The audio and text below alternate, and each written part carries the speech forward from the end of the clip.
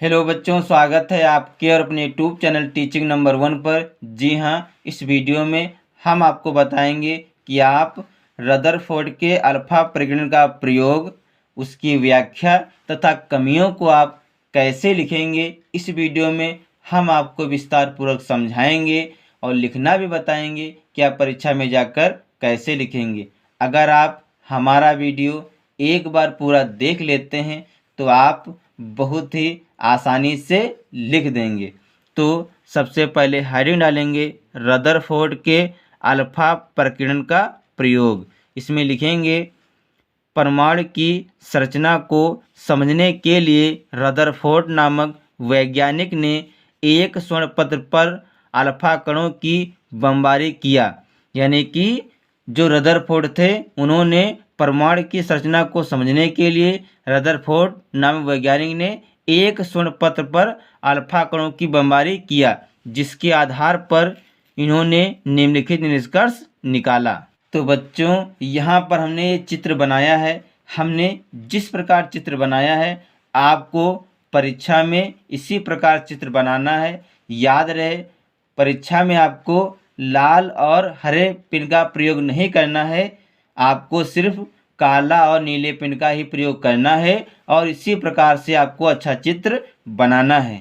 अब हम इस चित्र के माध्यम से आपको बताएंगे कि जब रदरफोर्ड ने एक स्वर्ण पत्र पर अल्फा कण की बमबारी की थी तो उन्होंने क्या क्या निष्कर्ष निकाले थे। तो उन्होंने पहला निष्कर्ष निकाला कि अधिकांश अल्फा कण जो हैं बिना विचलित हुए स्वर्ण पत्र को भेद कर निकल जाते हैं। यहाँ पर देखिए जो अल्फा कण है ये देखिए स्वर्ण पत्र को भेद कर निकल जाता है।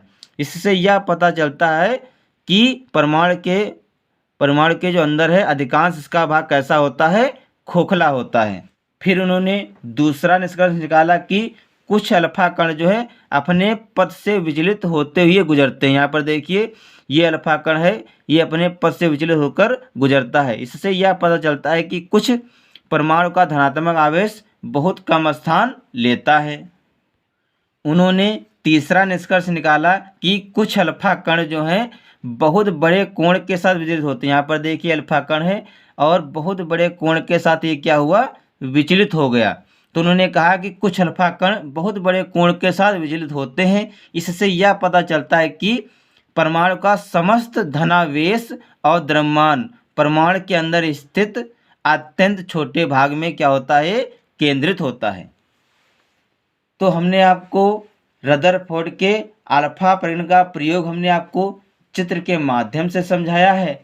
अब हम आपको लिखकर भी बताएंगे कि आप परीक्षा में जाकर कैसे लिखेंगे।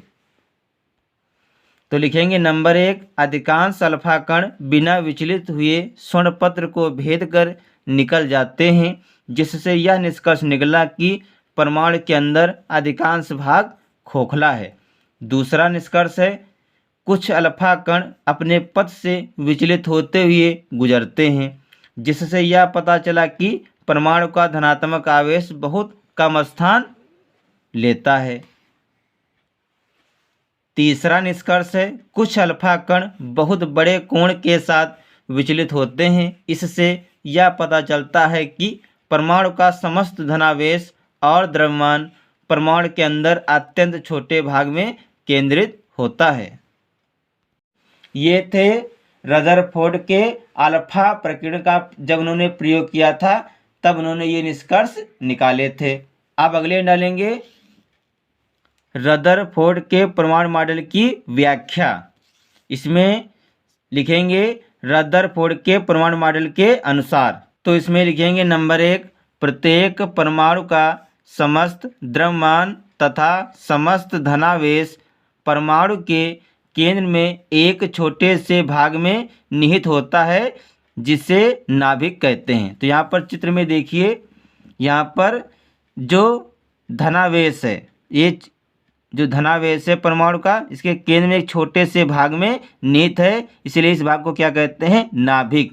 तो इसलिए मैंने यहाँ पर नंबर 1 में लिखाया है कि प्रत्येक परमाणु का समस्त द्रव्यमान तथा समस्त धनावेश परमाणु के केंद्र में एक छोटे से भाग में निहित होता है जिसे नाभिक कहते हैं। अब नंबर 2 इसमें लिखेंगे नाभिक के चारों ओर मुक्त इलेक्ट्रॉन घूमते रहते हैं। इन इलेक्ट्रॉनों का कुल ऋणावेश नाभिक के धनावेश के बराबर होता है। तो यहाँ पर देखिए जो ये नाभिक है, ये नाभिक के चारों ओर मुक्त इलेक्ट्रॉन घूम रहे हैं। ये देखिए जो नाभिक इसके चारों ओर जो है ये मुक्त इलेक्ट्रॉन घूमते हैं। इन इलेक्ट्रॉनों का कुल ऋणावेश नाभिक के धनावेश के बराबर होता है। यानी कि जो ये नाभिक है, नाभिक के चारों ओर मुक्त इलेक्ट्रॉन घूम रहे हैं। इन इलेक्ट्रॉनों का जो ऋणावेश है नाभिक के धनावेश के बराबर होता है। अब डालेंगे, लिखेंगे नंबर 3, इसमें लिखेंगे यह इलेक्ट्रॉन नाभिक के चारों ओर वृत्तीय कक्षाओं में चक्कर लगाते रहते हैं, जिसके लिए आवश्यक अवकेंद्र बल इलेक्ट्रॉन और नाभिक के बीच विद्युत आकर्षण बल से प्राप्त होता है। यानी चित्र में देखिए ये जो इलेक्ट्रॉन है नाभिक के चारों ओर वृत्तीय कक्षाओं में चक्कर लगाते रहते हैं। ये जो नाभिक है, देखिए ध्यान से चित्र में जो नाभिक है, नाभिक के चारों ओर इलेक्ट्रॉन वृत्तीय कक्षा में चक्कर लगाते रहते हैं। यही हमने यहाँ पर तीसरे पॉइंट में लिखा है कि यह इलेक्ट्रॉन नाभिक के चारों ओर वृत्तीय कक्षाओं में चक्कर लगाते रहते हैं, जिसके लिए आवश्यक अभिकेंद्र बल इलेक्ट्रॉन और नाभिक के बीच विद्युत आकर्षण बल से प्राप्त होता है। तो ये थी रदरफोर्ड के परमाणु मॉडल की व्याख्या। अब अगले डालेंगे रदरफोर्ड के परमाणु मॉडल की कमियां। इसमें लिखेंगे रदरफोर्ड के परमाणु मॉडल में निम्नलिखित 2 कमियां पाई गई हैं। तो नंबर 1 है डालेंगे परमाणु के स्थायित्व की व्याख्या में असमर्थता। इसमें लिखेंगे नाभिक के चारों ओर घूमते हुए इलेक्ट्रॉन में अभिकेंद्र त्वरण होता है। विद्युत गतिकी के अनुसार जब कोई इलेक्ट्रॉन गति करता है तो लगातार ऊर्जा उत्सर्जित करेगा, जिसके कारण इलेक्ट्रॉन की निरंतर ऊर्जा कम होती जाएगी और एक समय ऐसा आएगा कि इलेक्ट्रॉन नाभिक में गिर जाएगा। जबकि ऐसा नहीं होता है, अर्थात परमाणु स्थायी होता है। तो इसमें लिखेंगे नाभिक के चारों ओर घूमते हुए इलेक्ट्रॉन में अभिकेंद्र त्वरण होता है। विद्युत गतिकी के अनुसार जब कोई इलेक्ट्रॉन गति करता है तो लगातार ऊर्जा उत्सर्जित करेगा, जिसके कारण इलेक्ट्रॉन की निरंतर ऊर्जा कम होती जाएगी और एक समय ऐसा आएगा कि इलेक्ट्रॉन नाभिक में गिर जाएगा। जबकि ऐसा नहीं होता है, अर्थात परमाणु स्थायी होता है।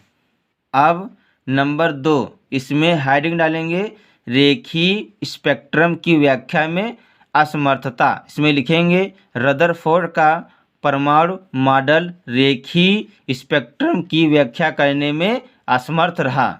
तो बच्चों इस वीडियो में हमने आपको बताया कि आप रदरफोर्ड के अल्फा प्रकीर्णन का प्रयोग और रदरफोर्ड के परमाणु मॉडल की कमियां और उनकी व्याख्या के बारे में आप कैसे लिखेंगे। इस वीडियो में हमने आपको विस्तार पूर्वक लिखना बताया है और समझाया भी है कि आप परीक्षा में जाकर कैसे लिखेंगे।